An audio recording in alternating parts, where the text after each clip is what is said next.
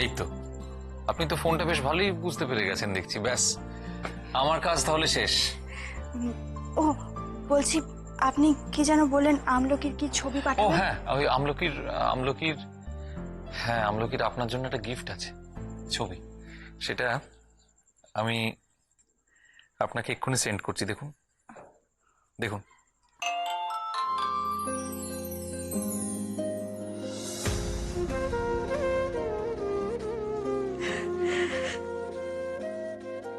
মা, ঠাকুর,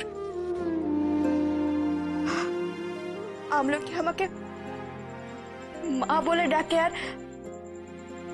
আর তার পাশে ঠাকুর লিখেছে।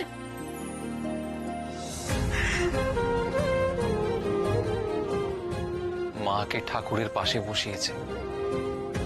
ভাবুন তো একবার, কতখানি ভালোবাসলে ও আপনাকে শুধু মায়ের মতো শ্রদ্ধা নয়, ঠাকুরের মতন ভক্তিও করতে পারে।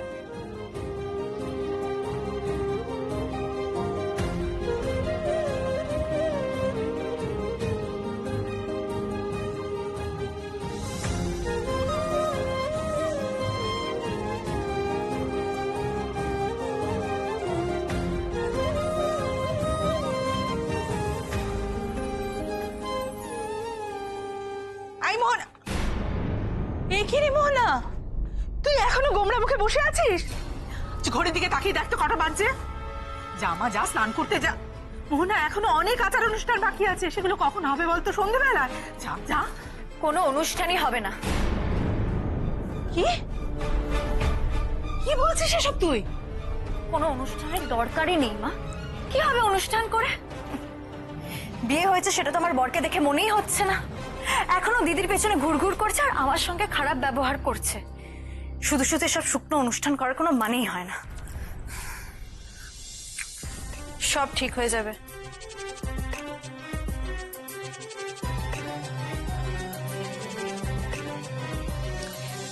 এভাবে এত দুশ্চিন্তা করে কোনো লাভ নেই, সব ঠিক হয়ে যাবে।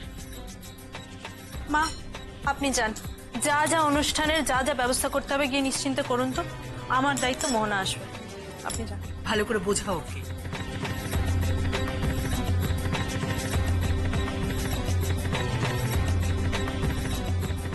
বৌদি, আমি কিন্তু কোনো অনুষ্ঠান পালন করবো না, আমি তোমায় বলে দিচ্ছি। কেন বোকামো করছো মোহনা? তোমার বর আজকে নয় কালকে একদিন না একদিন ফিরে আসবেই, কিন্তু আজকের দিনটা একবার চলে গেলে আর ফিরে আসবে না, এটা কেন বুঝতে পারছো না তুমি? কি বোঝাবো তোমাকে? তুমি এখন এখানে দাঁড়িয়ে এসব ভাবছো, আর তোমার দিদিকে দেখো, মানে জানা নেই, পরিচয় নেই, একটা উটকো লোককে, মানে যাকে ডাক্তারবাবু বলছে তাকে নিয়ে নিজের ঘরে চলে গেছে। সে যা দৃশ্য, বলতেও লজ্জা করছে আমার। মানে একে অপরের নিঃশ্বাস প্রায় একেবারে ঘাড়ে পড়ে যাচ্ছে। কি বলছো কি বৌদি, সব সত্যি নাকি? তার কি বলছি, মিলিয়ে নিও। তুমি ফুলসজ্জা করবে। বৌদি, তুমি যেটা বলছো সেটা যেন সত্যিই হয়। মানে দিদি রত্নদীপকে ছাড়া আর যে কারোর সঙ্গে সুখী হোক না, আমার তাতে কোনো আপত্তি নেই, আমি তো বাধাই দেবো না তাতে। আমি বরং খুশি হব। আর শুধু একটাই ব্যাপার, দিদি যেন আমার আর রত্নদীপের মাঝখানে না আসে। বৌদি, বৌদি শোনো, আমি বৌভাতের সমস্ত নিয়ম কানুন অনুষ্ঠান সব পালন করব। আমি সব পালন করব।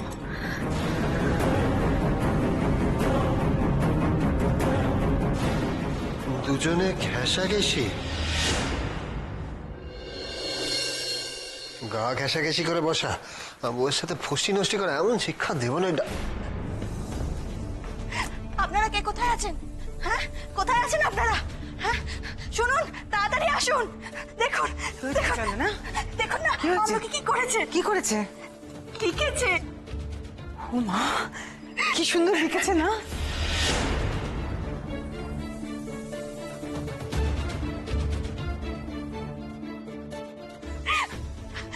এই দেখো না, দেখো আমলকি কি সুন্দর লিখেছে, দেখো। হ্যাঁ, দেখো না, দেখো দেখি এটা কি সুন্দর লিখেছে। মা ঠাকুর, বাহ। কালকেই আমাকে আমাকে মা বলে ডাকলো আর আজ আজ তোকে ঠাকুরের আসনে বসিয়েছে।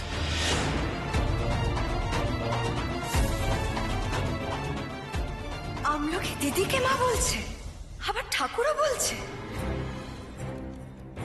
কই আমার নামে তো কিছু লেখে না, কেন কেন শুধু দিদিকে নিয়েও এত কিছু লিখছে? আমি যে আর সহ্য করতে পারছি না। নে, কিন্তু শিখলো কার থেকে? ডাক্তারবাবুই তো শিখিয়েছেন। গৌরব, তুমি তো তাহলে বেশ ভালো টিচার। টিচার ভালো তখনই হয় যখন স্টুডেন্ট খুব ভালো থাকে। এটা গোটাটাই আমলকি কৃতিত্ব আর চন্দনার ভালোবাসার। না, আমলকির কৃতিত্ব ঠিকই, কিন্তু আমলকিরই একমাত্র কৃতিত্ব আছে, আর কারোর নেই। ইনফ্যাক্ট ও খুব ভালো করে শিখতে পারছে বলে তবেই তো আমি শেখাতে পাচ্ছি। শেখান ডাক্তারবাবু, ওকে আরো ভালো করে লেখাপড়া শেখান, যাতেও ওর মনের কথাগুলো আমাদের সবাইকে লিখে বোঝাতে পারে।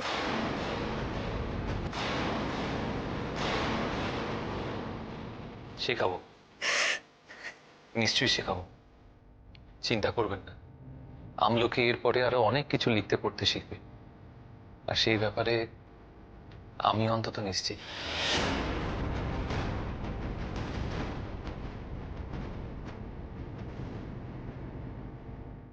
না না না, দেরি করা যাবে না। ওই ডাক্তার আর চন্দনার হাত থেকে আমলকিকে চালিয়ে আনতে হবে, নাহলে আমার কপাল পুড়তে আর বেশি বাকি থাকবে না। কিন্তু কিন্তু কি করে আলাদা করব?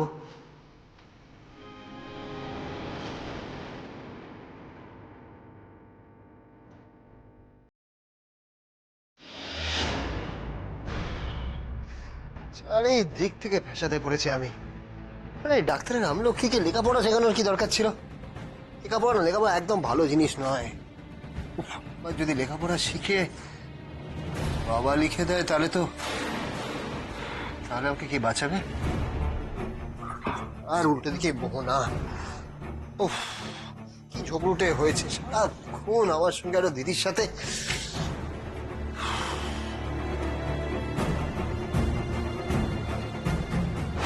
আপনার বাড়ির ওখানে শ্যাকরার দোকানে আমার বিয়ের চুরি হয়ে যাওয়া গয়নাগুলো কি করে গেল বলুন তো? রতনজি প্লিজ, তুমি মন খারাপ করো না, এর মীমাংসা আমি করব। মোহনাই আমাকে বাঁচাবে। আমি যদি মোহনাকে হাতে রেখে খেলাটা খেলি, ওর সাথে খারাপ ব্যবহার করি, তাও তো আমার লড়ে। ভালো ব্যবহার করলে তো মুখে নয়, হাত চলবে ওর, দিদির মতন। ওকে হাতে নিতে হবে, দরকার হলে ওর সাথে প্রেমের অভিনয় করব। মিষ্টি কথা বললে মোহনা তো হাত হবেই, আর আমলকি আমলকিও আমার বিয়েও আমার কাছে থাকবে। ওকে আমি এই বাড়িতে নিয়ে এসেছি অনাথ আশ্রম থেকে ছাড়িয়ে, ওকে আমি একটা নতুন জীবন দিয়েছি, তাই আমি আর রত্নদীপ ওকে দত্তক নেব।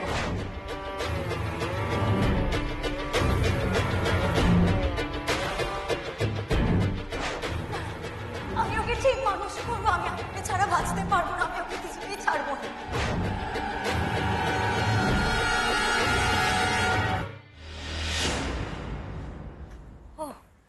তুমি এখানে,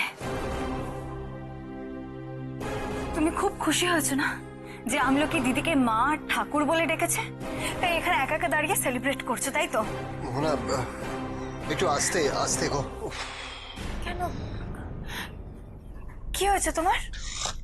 আমার আমার মাথাটা যন্ত্রণা করছে জানো তো, মানে মাঝে মাঝে চোখের সামনে অন্ধকার হয়ে আসছে, বুঝতে পারছি না।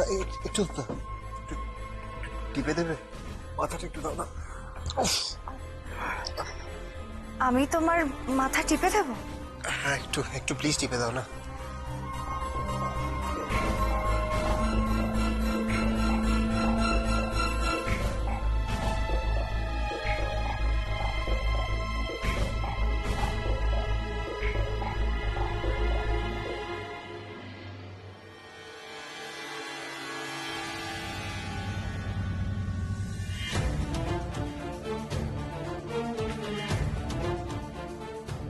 সরি। হঠাৎ হঠাৎ আমি আমি মাঝে মাঝে তোমার সাথে খুব খারাপভাবে কথা বলি। আমি আমি একদম ঠিক করি না। আমাকে আমাকে একটু ক্ষমা করে দাও।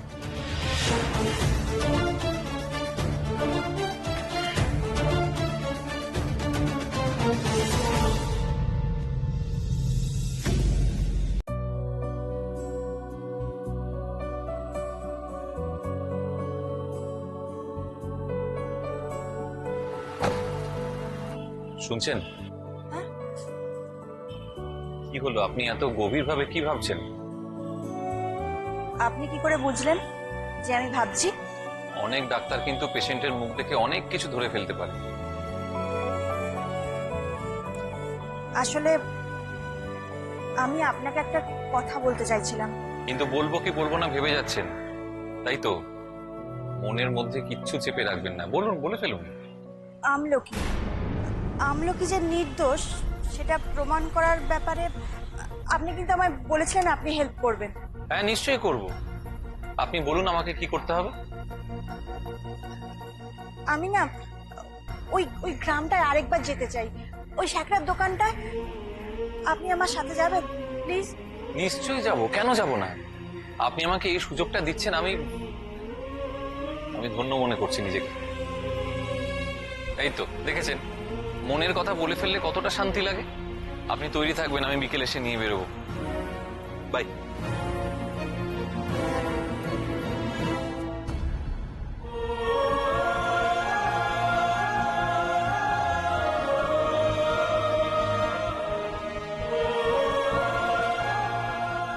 রত্নদীপ যতই আমলকিকে চোর প্রমাণ করতে চাক, আমি সেটা কিছুতেই হতে দেব না, কিছুতেই না।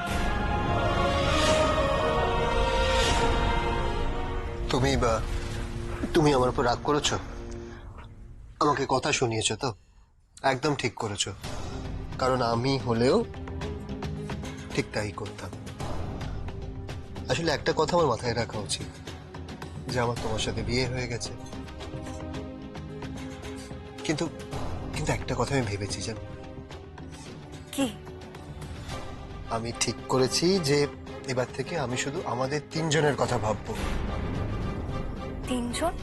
তিনজন মানে হচ্ছে তুমি, আমি আর আমলকি।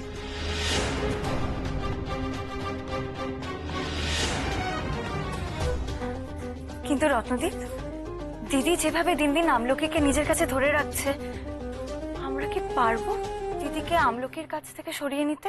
মনে যদি যদি সোজাভাবে না হয় তাহলে আইনের সাহায্য নিয়ে আলাদা করতে হবে। আমি জানি যে তুমি তুমি কখনো মা হতে পারবে না, আর আমলকিকে তুমি দত্তক নিতে চাও। সেই জন্যই আমলকিকে তুমি এ বাড়িতে এনেছিলে। তোমার তোমার ইচ্ছে পূরণ হবে। আমরা আমলকিকে দত্তক নেব, আর এইটাই আমার ফুলসজ্জার গিফট।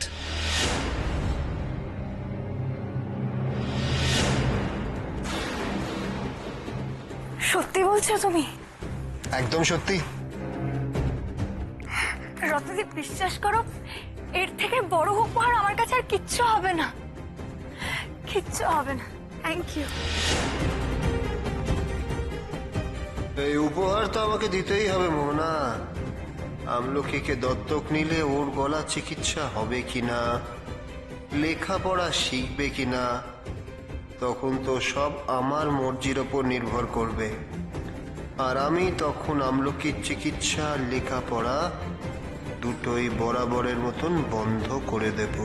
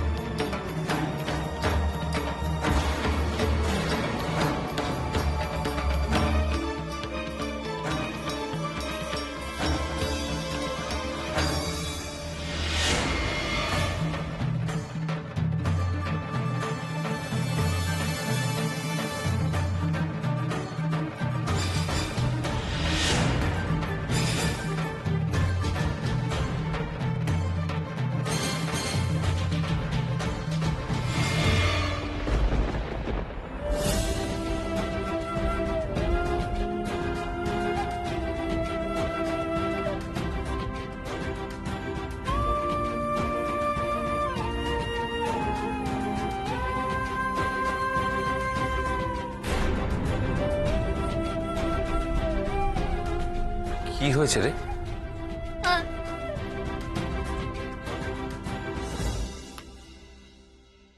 স্পেশাল পারমিশন দেওয়া হয়েছে স্যার। বাচ্চা মানুষ ওরা, একটা উৎসবের দিন। বেশ করেছেন। এবার আমিও একটা বেশ করব।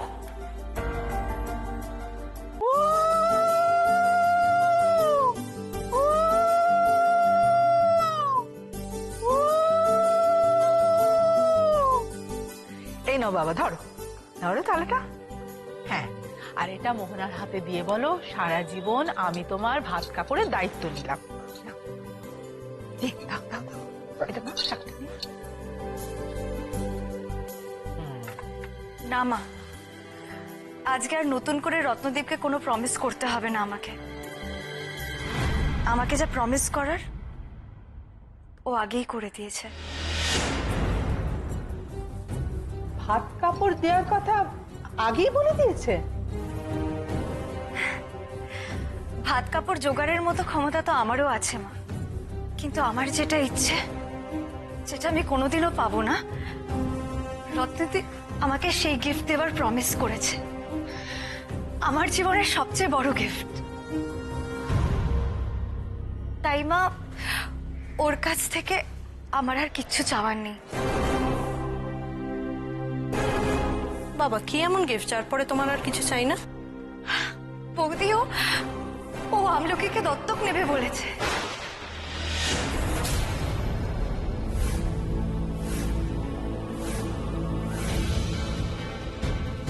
এটা কি পাগলামি হচ্ছে মোহনা? তুই এখনো দত্তকের ব্যাপারটা ধরে বসে আছিস? বসে থাকবো না দাদা। দাদা, তুই সবকিছু জানার সত্ত্বেও আমাকে এই কথা বলছিস। অথচ রত্নদীপকে দেখ, ওকে একবার আমি বলেছিলাম যে আমি কোনোদিনও মা হতে পারবো না, সেই জন্যই ও আমলকিকে দত্তক নেবে বলেছে।